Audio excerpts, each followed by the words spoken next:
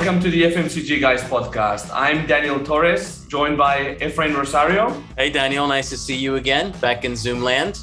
Exactly. It was good to see you at Shoptalk a couple of weeks back for the second time in person. Yeah, I think it was nice to see a lot of, somewhat familiar faces from our Zoom interactions with a lot of our prior guests. Yeah, absolutely. So we saw Veena Giridhar, we saw Andrew Pearl, who's going to be on the show soon, as well as the other people that were open to participate on the... Yeah, Christina from Mondelez, we saw... Yeah. They were open to participate in the Shoptalk live sessions we did there, which was very cool. Well, and I think, like you said, in addition to those live mini sessions that you were able to run, it was great to connect with our guests today, live and in person while we were at Shoptalk too.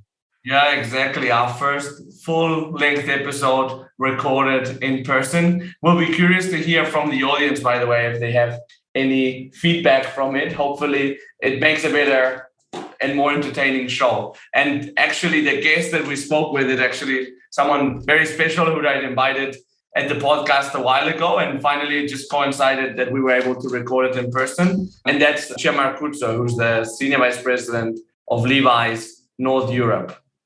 Yeah, and it was just really enjoyed our conversation with Lucia, just hearing from her about her journey from a leadership standpoint, both at Levi's with some of her prior employers as well, but also listening to her just share some of her learnings, or in essence, like her guidance that she gives to people on her teams now in regards to what she's learned over her career. So just really, really enjoyed that. On top of talking about one of the Levi's stores in London in a lot of detail as well. Yeah, absolutely. So since we were in London especially. So without further ado, here's our conversation with Lucia live from Shoptalk.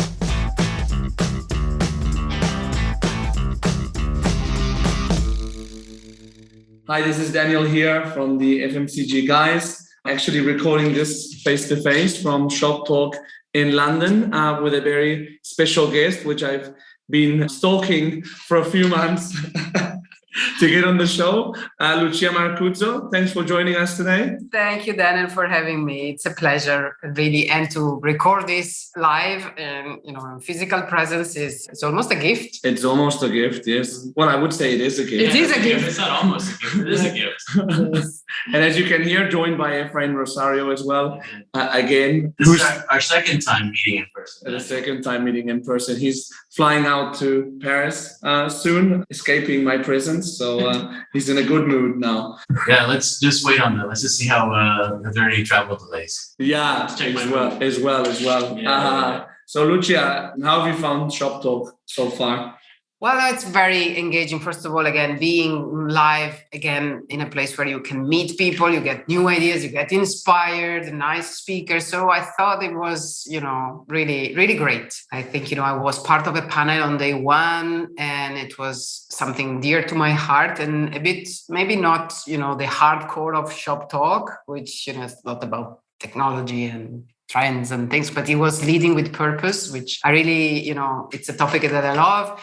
And then we were actually here in forces with Levi Strauss, because I was here with other 3 colleagues. And we really divided and conquered and heard a lot of good things. Oh, that's great. Yeah, all in all positive. I think there's a good, positive, optimist spirit. Yeah. Well, I heard just in speaking to one of the organizers, they've already confirmed for next year. So mark your dates, June 12th through 14th, back here at Excel. Okay. Oh, well, we can do episode 2. We can do, yes, episode 2. Yeah, part 2. Exactly. So maybe for the audience to get a bit acquainted with you, maybe you can tell us a bit of, what you're doing currently at Levi's, and then I'm interested to know a bit more about your career, how you got there. And also leading with purpose would be interesting to talk about. Sure. Absolutely. So I'm in Levi's now for 11 years. And I live in Brussels. I moved to work in Levi's. Originally, my career is rooted really in retail. And I joined Levi's 11 years ago as head of retail for Europe, large retailer. And then I actually fell in love with the company and decided, to stay. I'm still in Levi's today, but I changed already a few times role and assignment. I'm today the managing director for North Europe, which is the largest business of Levi Strauss outside North America. And this includes, markets like Germany, the UK, Nordics, the Benelux, Eastern Europe. So pretty large geography.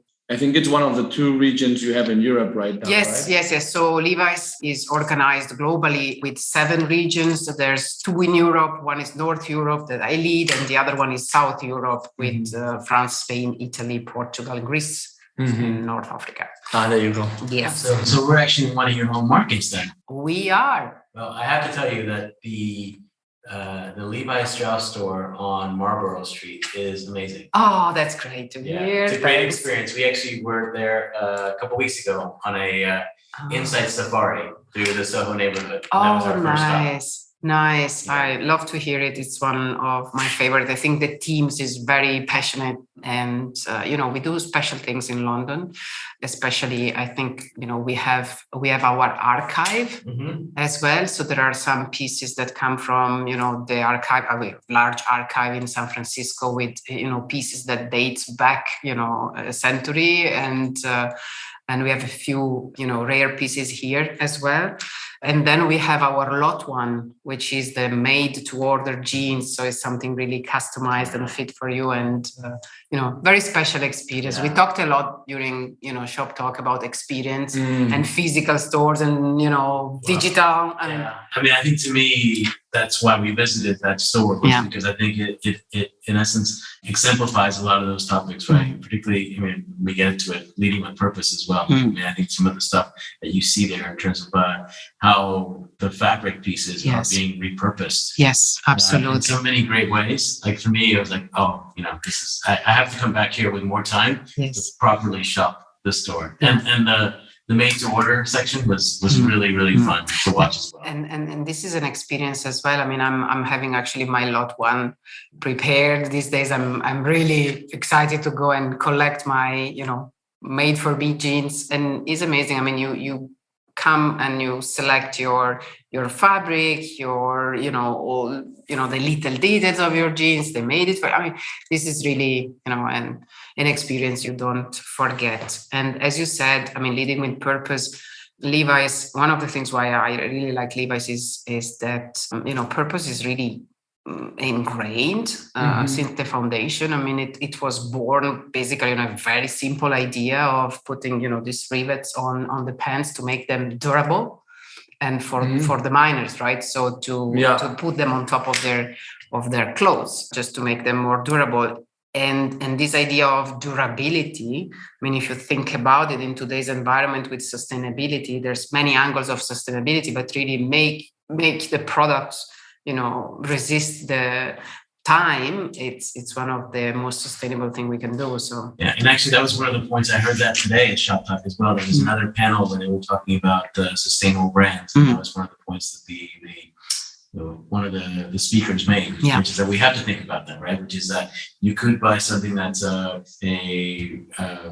pre-loved, or I can't remember the exact term that he was using, piece, or you could buy something that is new, but it's durable, right? It's going to last you, close to a lifetime, right? Particularly if you can repair it at the Levi store. Yes. We also offer repairs. So there's a full, idea beyond the experience. And when you think about it, even from a cost perspective, probably makes sense to spend 100 euros on some jeans if later they're going to last a lifetime or practically, no? No, absolutely. And then usually, I don't know for you guys, but for me, jeans, especially the one that you love, that you wear, that really fits your body at some point, and then they change color over time. So you don't have 2 pair of jeans that are exactly the same, because everybody wears them in a different way, wash them in a different way, or don't wash them. And, it's unique in a way. Yeah.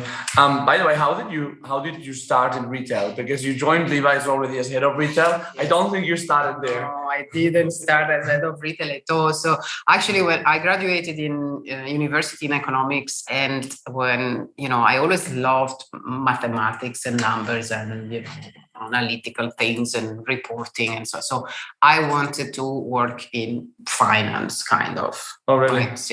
So that's where I mean, yes, especially FP&A, I would say. So I landed there, and then I realized that maybe there were other more exciting things, and I could not really connect immediately numbers with real things up to the moment where I was hired in my first retail job in a department store in Italy, Gruppo Coin, as a merchandise planner, which was a nice way to get into a pure retailer, so department store, really a lot of knowledge. And it was a school of retail for me, in a merchandise planning job, which is, in a way merging numbers with product. Yeah. And then in retail, the big reveal for me was to really see everything coming into place, because retail is about, a product and people and numbers and space. So you have everything in retail, right? It's a super fun industry, very, very fast, and so on and so forth. So from merchandise planning there, where I really learned a lot, I moved to Diesel. And I stayed in Diesel for 10 years. I joined as head of merchandise planning. Okay. Diesel, very brave. They hired me to set up this merchandise planning function. Challenge. Yeah, Diesel is only the brave, right? And they were very brave to hire me and give me a sort of okay, now you do it.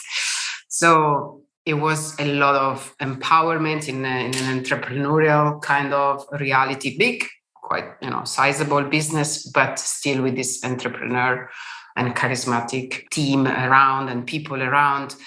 And then, after a few years setting up the merchandise planning function, setting up tools, processes, and really structuring, it was the years of big development of Diesel in retail. They were made a strategic decision of growing retail. It was all owned and operated retail. So no franchises. No franchises. Wow. Yeah.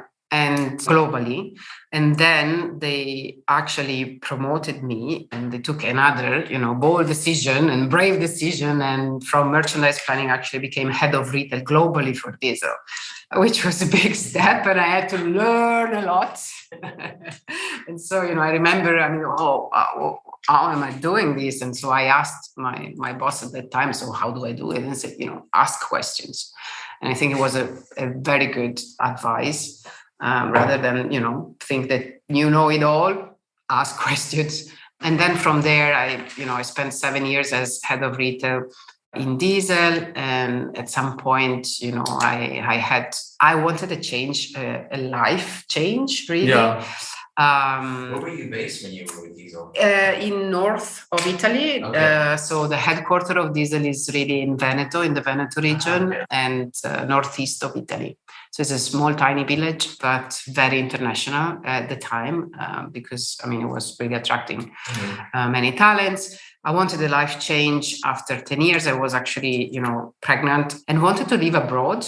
So when Levi's came proposing me to lead retail for Levi's, the global market leader in jeans, out of Brussels, it was ticking a lot of the boxes. Yeah. The personal, the challenge, and I thought, what better moment than now, I will have a newborn baby. It's, we can move. And my husband, was really supportive. And I have to thank him every time I have an opportunity like this. I have to thank him, because he was my biggest fan and supporter.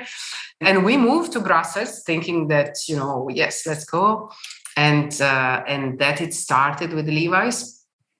And it's a decision I never regretted. So at that time, Levi's was not such in a great shape like today. Okay. It was, we had really a period of stagnation after the big boom, and, reaching the peak of net revenues at 7 billion. Then it had really, it dropped and half the turnover, basically falling to 4.5. And then for many years, it stayed around the $4.5 billion. And when I joined, there was a huge debt, publicly traded. So it was not a public company, a family-owned company with a publicly traded debt, Wow. which made it very, financially, driven, or let's say there was a lot of attention to that aspect. And why would you go like from like a stable environment with people that you knew in diesel to like a growing company as you were saying, like they were growing retail to a company that was like at this trouble? I think, first of all, I wanted a challenge.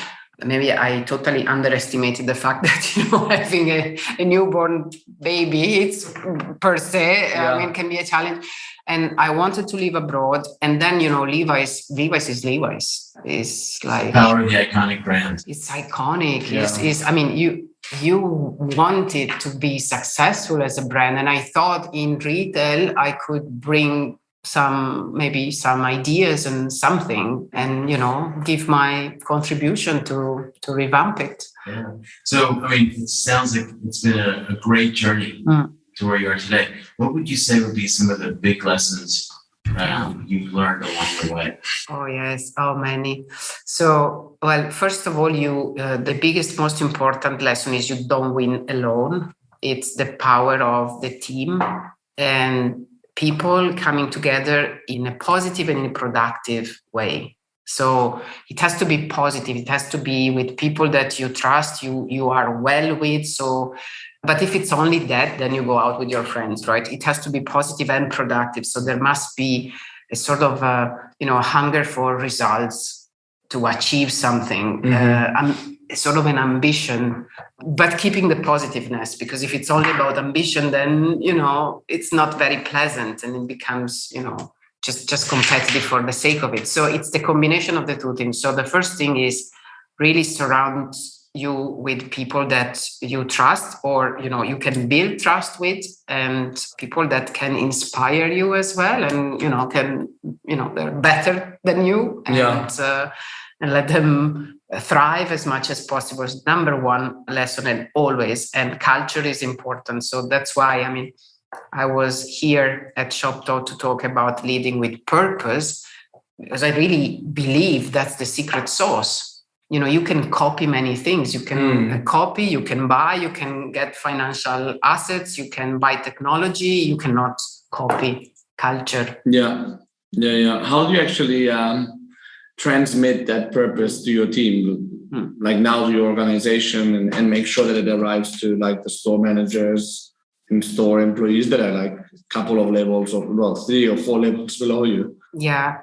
So it's not a one thing, because you need to be, I believe you need to be explicit. And, when I joined Levi's, I needed to understand what was the brand, what was it standing for.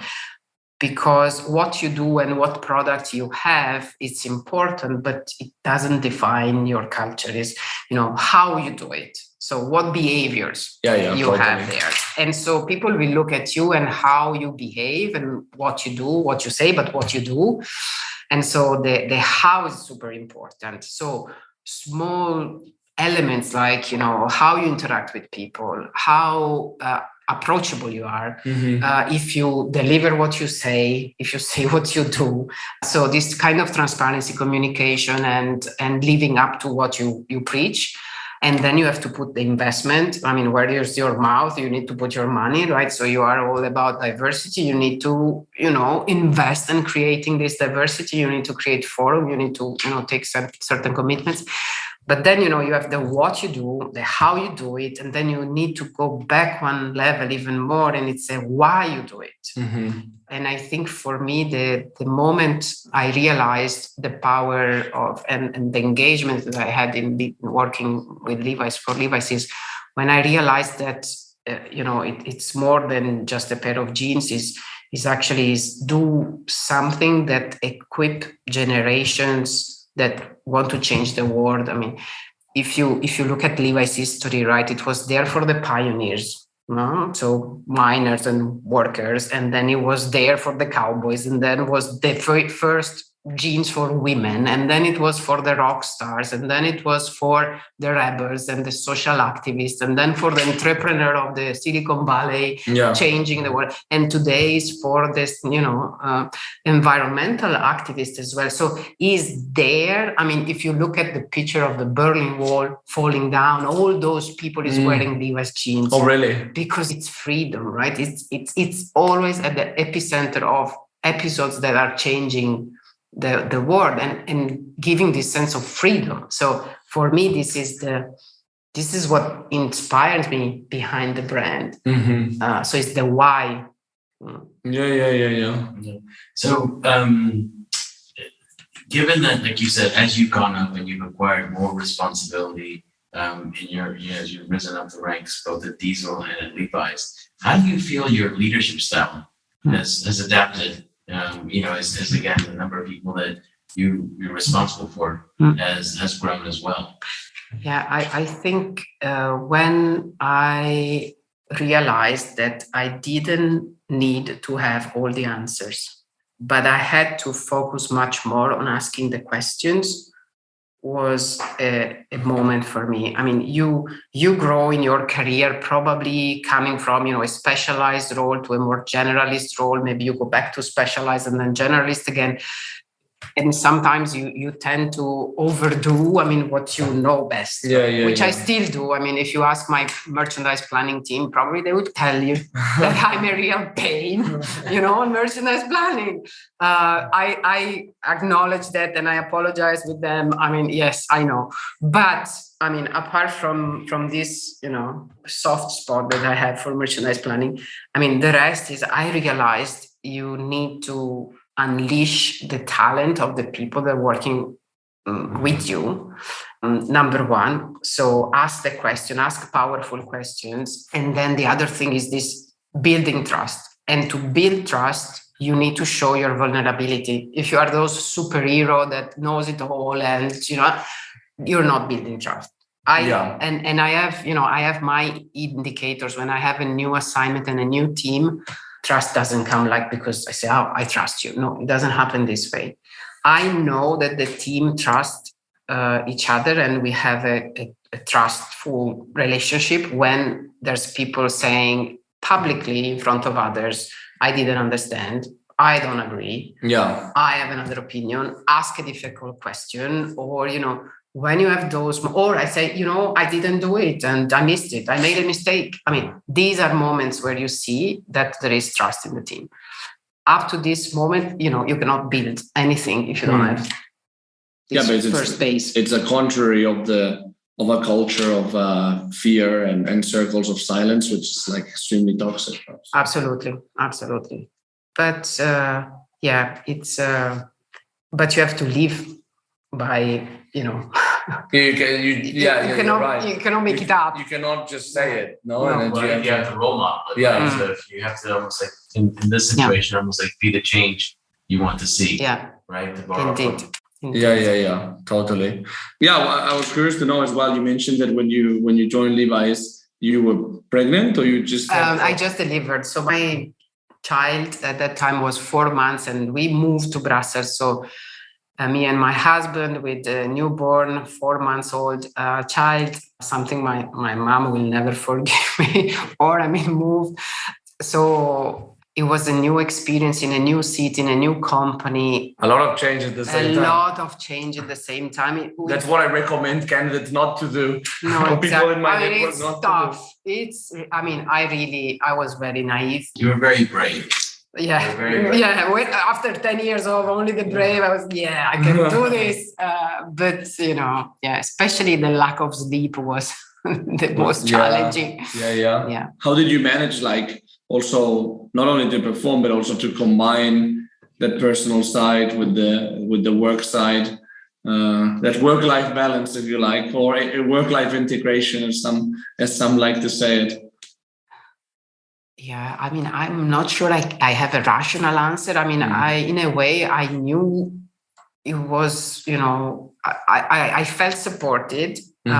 So I had a good, support around me. I thought, I was just carry on and trying to do my best. and taking it as a learning experience. I mean, in the end, okay, even if it doesn't work, I mean, what can happen? Yeah. I mean, it's like, yeah. So I think I'm with Insight. If I look back, I'm very proud of myself, and this gave me a booster for other kind of challenges, right? Because the more you see that you can handle, I can do. And again, the other thing I had to let go, and it was a great thing for my development, was let go the idea of being perfect. I mean, being good is good enough. Yeah. Yeah. So I'm curious, given again that you've been able to really, through your roles, kind of be exposed to all areas of retail, how have you seen it evolve over the last, let's say, 10 years or so? Particularly, I guess, in light of the last 3 years and what we've seen both before, during, and after pandemic. But how have you seen the industry itself evolve over those 10 years? Yeah, I think clearly, I mean, I think the fundamentals are there. I mean, good retail is successful, bad retail fails. And now, what is good retail? It's a combination, right? Of, first of all, I think you really need to understand what you stand for.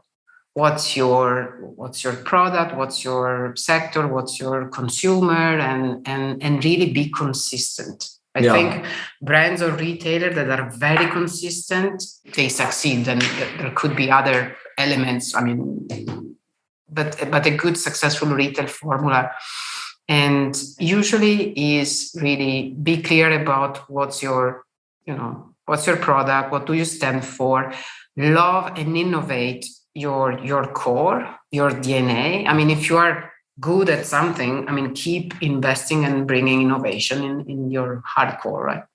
And then, I mean, location is still relevant. Service is still relevant. I mean, great merchandising, amplify stories rather than trying to, be everything.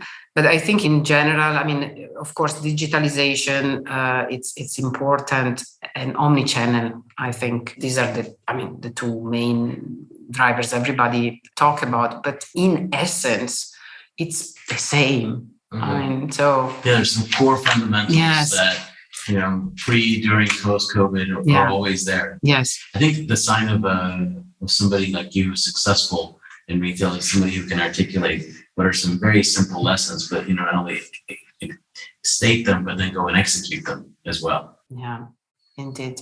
I think you need to stay close to who you are. So, an example, we were talking about Levi's and durability. At some point when I joined, we realized that the stores were very transactional, right? So it was piles of jeans and very masculine, I mean, it was not a pleasant shopping experience. And on top of it, there were many of the frictions that you usually find in many retailers. I mean, lack of the right sizes and, not adequate coverage of the floors. But anyway, apart from all the things that are common across the board, we wanted to find a differentiation factor that was, how do you know you are in a Levi store? I mean, imagine, and we did, this blind test, sort of imagine to take a consumer, blinded, put him in the stores, and then he opens his eyes and, in 5 seconds, he should say, I'm in a Levi store, right? So we started rebuilding the shopping experience around, okay, what are the 10 things that, needs to be absolutely, part of our USP. And there was a huge, investment in refitting the stores, but also extracting those elements. And then another thing is, you talk about consumer centricity. At that point, we started realizing, while I was, coming new job, you start visiting the stores, looking around, and then actually coming to the UK and realizing that they have this sewing machine in the back room. And say, okay, why you have a sewing machine? Yeah, because many consumer, we cannot convert if we don't, fit the jeans or the lengths. Because when you buy a jeans, you have the size of the waist, the fit, and the length. Yeah. So it's 3 things that needs to work. I mean, it's quite complex. And we had these insights and say, okay, why we don't bring this sewing machine actually on the shop floor. And, this is actually, we train the store staff. So we give them something more than just, selling. We actually train them and we develop a sort of a tailor shop program. And on top of this, it links perfectly with this idea of durability and a relationship with the product for life, because you can always come back and get it repaired. So it was something that, ticked all the boxes. So, and it's just such a clear signal to a shopper as well, right? Like you said, it instantly communicates durability, personalization, bespoke craftsmanship. I mean, there's, you're kind of taking 3 big boxes just by that small change of where you place the tailor. And I can tell you that, if having walked around Soho, London after going to the Levi store, you guys in essence started a trend, because I saw a lot of stores with a tailor front and center. Indeed. But, we are already to the next idea. Exactly. Yeah, because that was a while ago that you did it. So we always ask our guests the same question at the end, which is if you could talk to yourself at the beginning of your career, when you went into banking first and then merchandise planning, what type of advice would you give yourself? I would say career is an investment you have to give before you see a return. So, work hard, will pay back. However, be nice to yourself. If it's, if you make a mistake, if it doesn't come as fast as you wish, be patient and be nice to yourself. I think, I grew up maybe not in a sort of a growth mindset kind of education, where, things were right or wrong. And at school, it's like you are a 10 or a 5. And I think all this mindset is sometimes can go in a way. And love your successes and embrace your failures with the same gentle attitude and a smile.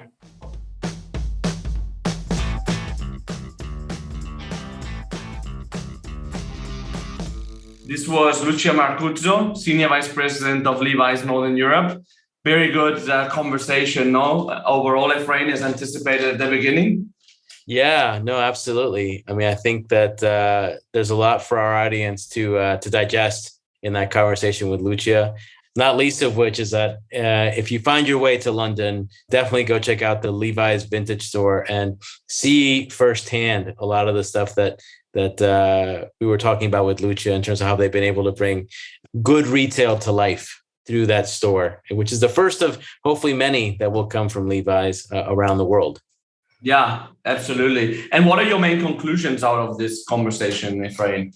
To me, I think I kind of split it into 2 big buckets. One is some of the learnings and the insights that Lucia shared about, in essence, how she operates, or her guiding principles, if you will. So talking about things like the fact that nobody wins alone, and really making sure that she, as a leader, embodies that mentality, but then also imparts it to her team as well. And really thinking about, focus. I thought for me it was brilliant when she mentioned that, as she advanced in her career and as she had more and more leadership responsibilities, she said that, her focus shifted from, let's say, having to answer the questions and more into asking the right questions, and then empowering her team to go off and answer those for her. So in essence, like that shift from answering to asking a lot of questions from a leadership perspective. And then the second bucket for me was really, in essence, her explanation around what good retail means to her and how she's been able to, in essence, build that within Levi's in terms of knowing what you stand for, being consistent, embracing your DNA. And with a brand like Levi's, there's just a lot there, a lot of really just great material to, in essence, do those types of things. And then lastly, making the store experience as unique as possible to Levi's, given all those things. So like I said, lots for our audience, but also I think for you and me to take away from that discussion. Yeah, it's definitely a conversation worth listening to more than once. Exactly. For a very special experience. So also want to thank Lucia for her predisposition of participating in this, call it experiment, but I think it was a great experience and a better experience for all of us. So we're looking forward to bringing this type of content more to the table in the future. So thanks for our audience as well. Hope you enjoyed this as much as we did. Look forward to seeing you in the next episode. Also, of course, a shout out to our friends Peter and Shri at the CPG Guys. By the way, they have a new website where you can even buy their merchandising or their swag, as they like to call it. Have a great day, and we'll see you in the next episode.